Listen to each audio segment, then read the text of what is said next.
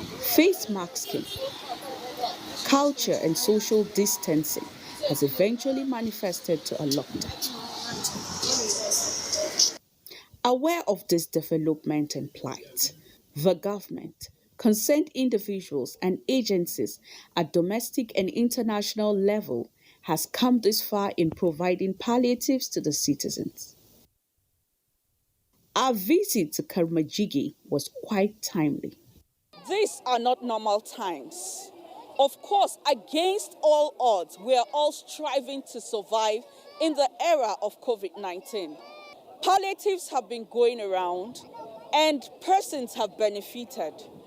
But just as I will always say, that as we are all vulnerable, there are some persons who are more vulnerable than others, and that is persons with disability. We came here, this is the palace of the chief of clusters of persons with disability.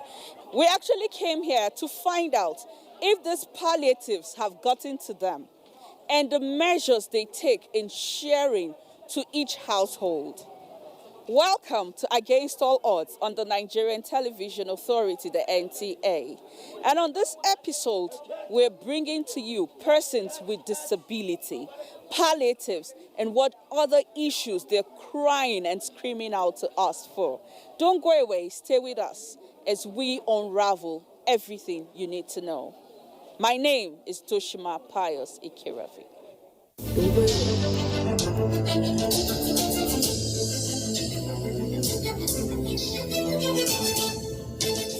This is Against All Odds. The Secretary of the Chief of Persons Living with Disability of the six area councils in FCT, Buari, Kuje, Gwagwalada, Amak, and Kwali, Mohammed Bentani, thanked the media and other groups during this challenging period. This is the palace of those clusters of people with disabilities in FCT. We appreciate the government. When it has started, the Ministry of Humanitarian, they brought sanitizers, bring awareness.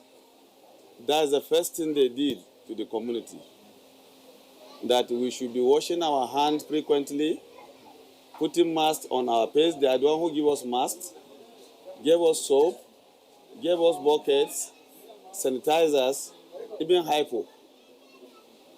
And then make the chief to tell his people everywhere they are that they should always be in social distance and should abide by the government rules and regulations on parting the issue of COVID-19 pandemic. And actually, we have abided by the rules and regulations by the government, and chief is always warning us, in this community, we have never experienced something like that. The NGO has also tried their best. Most of the NGOs, especially the Islamic organizations, the Ummah, they have been coming here. They come here, give us awareness, give us supporting aids like the sanitizers and other relief materials. The humanitarian minister again came back herself to this community. She shared relief materials that each household will use like for a good 7 days or even more than. What she did make the whole community happy with her and with this regime, because we know our father, even though he didn't come, he can reach us through the minister, which he had did it, and all of us here have benefited. And actually the EU ambassador, that is the embassy of EU, they were here too. They shared support of this COVID-19, the lockdown. They gave like 500 materials supporting people with disabilities. If you see what is there, there is 5 kg of rice, that is in EU. There's oil, there is salt, there is beans, there is gari, and many things inside. So also the humanitarian minister, nobody did like the way she did. We know his government, we benefited from 10 kg rice, salt, sugar, wrappers, oil, beans, many things, man. We are so much happy. Our prayers to them is they should never, God protect the whole country and protect them from anything COVID-19 disease, and God erase all this pandemic in the whole country, in the whole world. We thank you, Ma. You people that are our voice to the voiceless, we thank you for this, our making our cry, our tears to the well-to-do Nigerians, and you people should keep it up. Among others, the Minister of Humanitarian Affairs took delight in distributing the palliatives to this set of persons herself. We are here today, as I mentioned earlier, to support this particular community, and we expect that they bear with us and use what we have given to them judiciously, and also look forward to how we are going to really support them more and assist them more to have a means of livelihood. That is the most important thing, so that they can be able to fend for themselves and members of their families.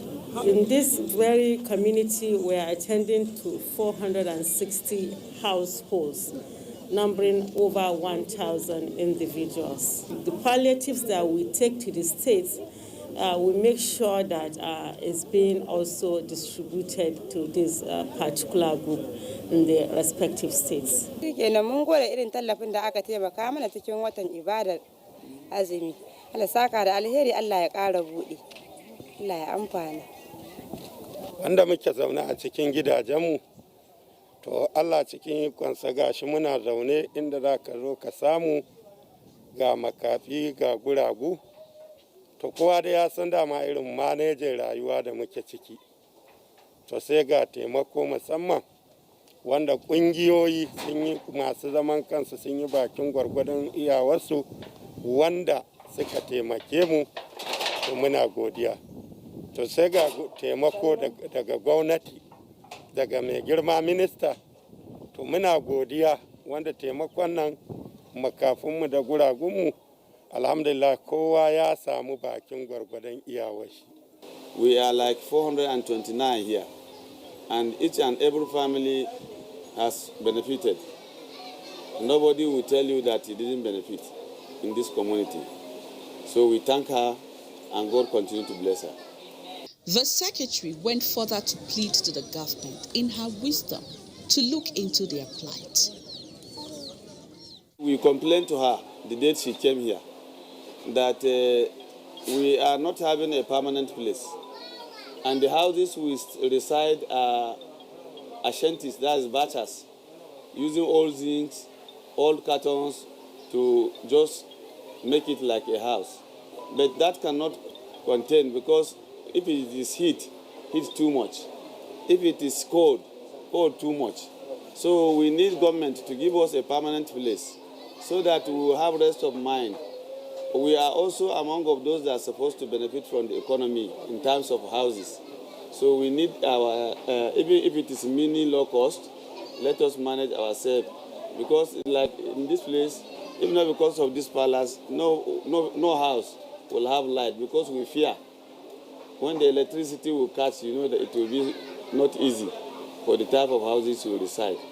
And we also complained to her about these small allowances we heard of. We need her also to touch our minds by getting that small. When you have the food, you may like to use small money to manage it and then cook the food. Maybe buy firewood, buy charcoal or something like that. So we'll be happy if she can do something about that. And also our school. You know, we talk about our children. We need our children to be educated. because somebody without the education is also a handicap. Education, if you don't have education, you are also a handicapped person. So we don't want our children to be handicapped and we ourselves they should join us. We don't want it like that. So we are pleading for the well-to-do Nigerians or the government to come and help us to maybe take care of scholarship to our children. And in terms of employment, we want the ministries to use that 5% to give us employment so that most of us will be away from street begging.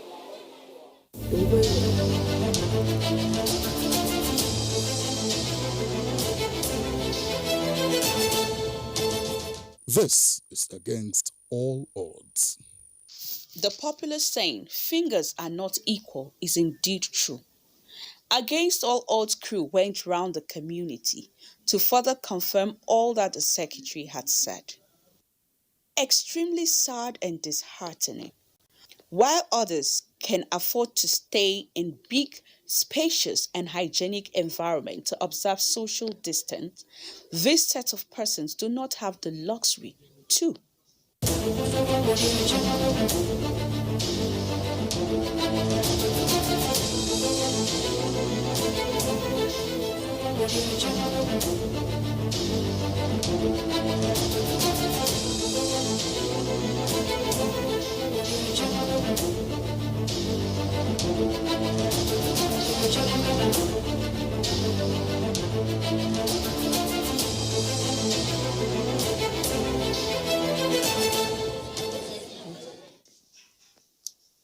Water, we know, is one of the basic necessities in life, and most importantly, in COVID-19 era.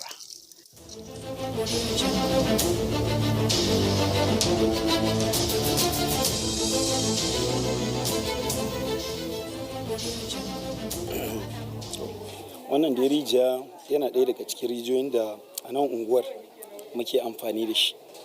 To kuma yanayin yau da kullum kin ga yanda ya kasance. Yanzu ga nan ga mata sun fito da wanki da sauran wasu abubuwa to babu ruwa. Sai dai in kana son ruwa ka je gidan wanka. Bohol din kuma da aka gina mana saboda yanayin yau da kullum ga yara galibin su ga nan guda biyu sun lalace su ma ba yi suke ba. So yanzu a unguwar nan ba ruwa sai rijiyar nan? Akwai ruwa na masu kura mana suna shigowa da shi na sayarwa. In sun ebo ko a gidan wanka ko a can wancan famfunan wanda suke na can gefe sukan shigo da shi layi haka ana sai. Amma dai ruwa kamar rijiya, ruwan da ba za a siya ba sai rijiyar nan? Gaskiya sai rijiya, in dai wanda ba za a siya ba. Amma in dai ba rijiya ba kowa sai ruwa yake. Sai ruwa yake. Tunda bohol din duka guda biyu sun lalace. Our health workers are always telling us and emphasizing on the importance to be health conscious. And one of the things that emphasis has been placed on is water. Now, in this community, this is about their most active source of water, which is this well. Apart from the well, you have to buy water. And of course, we know how the times are. The boreholes are down, and then the well is also down. These people are crying. They need help. Water is very important. Water is a very important part of human existence. And then with COVID-19, water is extremely important. Their loudest and deepest cry is for the government to give them a life. Kuma ku duba ku ga irin rayuwar da muke ciki, wanda dama dai mutane ne masu bukata ta musamman, wanda muna neman taimako, kuma babu ta yadda za a yi mun hana kanmu mu hita, haka mabiyanmu, membobinmu su ma mun hana su fita ko ina saboda halin rayuwar nan da ake ciki. To kasancewa ga gidajenmu nan za ka samu wasu idan ana ruwa ma daga cikinmu, wallah wasu dai su tashi zazzaune saboda gidajen wasu sun lalace. To ba su da halin yanda za su gyara. Ruwa ya zuba in iska ya taso kwaran kwatsam, kun dai ga dai gidaje nan ga ɗakuna nan, wanda wasu ko karansu ba zai kwanta a cikin ɗakunan da muke kwanciya ba. So in ma ban da kiyayewa ta Allah, wanda za ka samu ka ba irin dattin da ke ciki wanda muke zama da sauransu, to mun san wannan duk kiyayewa ce ta Allah. Kuma mun gode da abin da wannan Sa'adiyya minista ta yi mana, Sa'adiyya Umar Faruk. To mun gode gaskiya muna godiya domin duk nakasashen da ke gurin nan tsakani da Allah ya samu wannan tallafi. To abin da dai muke ciki, to in an ba albasa ruwa to ya kuwa ma a bata. Ka san ga abincin ma to ba abinci ne a hannu. Saboda babu inda za mu hita mu nema. To muna nema da Allah ga yaranmu nan ga komi ɗan ɗinkunan sallah, ɗan naman sallah da za mu ci a yi annashuwa da matayenmu da komi da komi. To kuma mun san duka haƙuƙuwa muna wurin gwamnati, to gwamnati ta ƙara kula da mu a taimaka mana. To further emphasize, this set of persons need good accommodation, education for their children, jobs for their youths, social amenities like water, light, and a functional health center. Maintaining social distancing measures are practicable in well-planned and designed urban settings. But for areas like Karamajigi and similar sub-hubs or shanty towns, the ramshackle homes and shacks depict scary images of a society exposed to the true dangers and warnings of COVID-19 pandemic in Nigeria.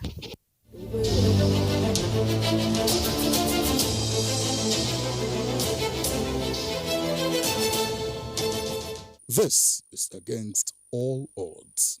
That is certainly, a challenge given our socio-economic, setting and the way our people here actually settle. It is really difficult, almost impossible for you to say that you will be observing physical, distancing under those settings. Take, for example, elsewhere in China or maybe London or America, you see, the kind of settlement there is really different. That is, the space occupied by person per square meter is actually different. But here you can find a small room and you find about 20 people, living there. So how do you expect 20 people to live in a small room and then still, practice or observe physical distancing? It is just impossible. So let us learn to know that this is our own limitation here. Rather than just tell people that this is what to do, let's see how do we actually attack this problem so that we can achieve the desired, result. There is no doubt physical distancing and social distancing, these are parameters that are used epidemiologically to create a distance and then reduce the rate of transmission of the disease. But in our own setting, how the buildings are set, and how many people occupy a room, it is impossible to observe physical, distancing.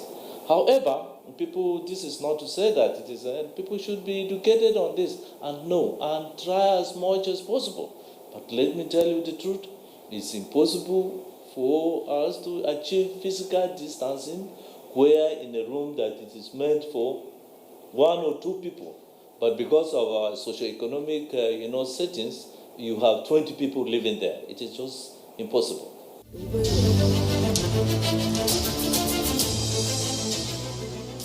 We are encouraged, and we are also told, and we also know that the virus can, travel within a distance. So, supposing I sneeze, somebody that is actually infected sneezes here, within a distance of about less than 6 feet, the next person can easily catch it. So let it be known among these people they should be educated. And I can say another way of really helping us given our own situation is to make sure that you increase the number of testing. These individuals should be tested to make sure that those of them that are living in those clusters are actually free. But if they are tested and then they are saying that they are not tested, then that immediate population can be averted in the sense that you know that whether they are positive or they are negative. But if they are not tested, you just be there. Should one of them contract the disease because of the limitation of the space or the distance between one person and the other, he is likely and easily can transmit the disease to the next person.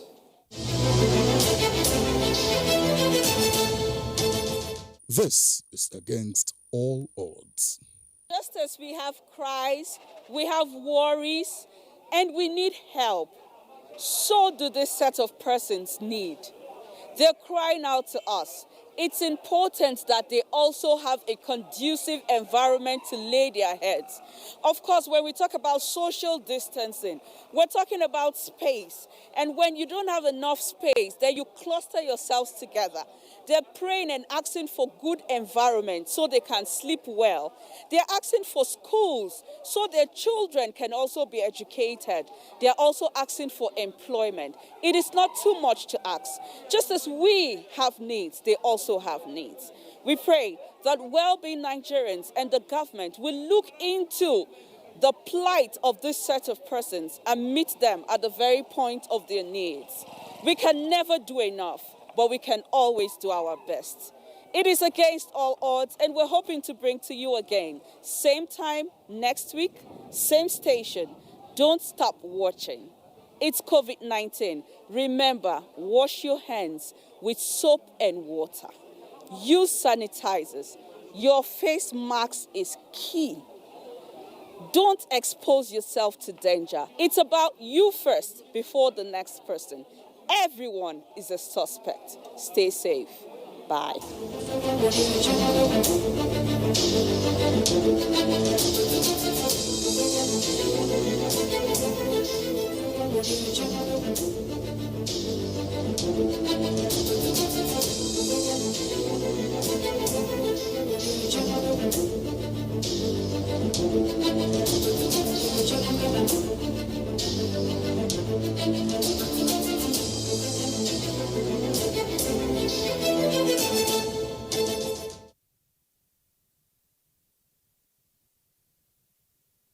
Akili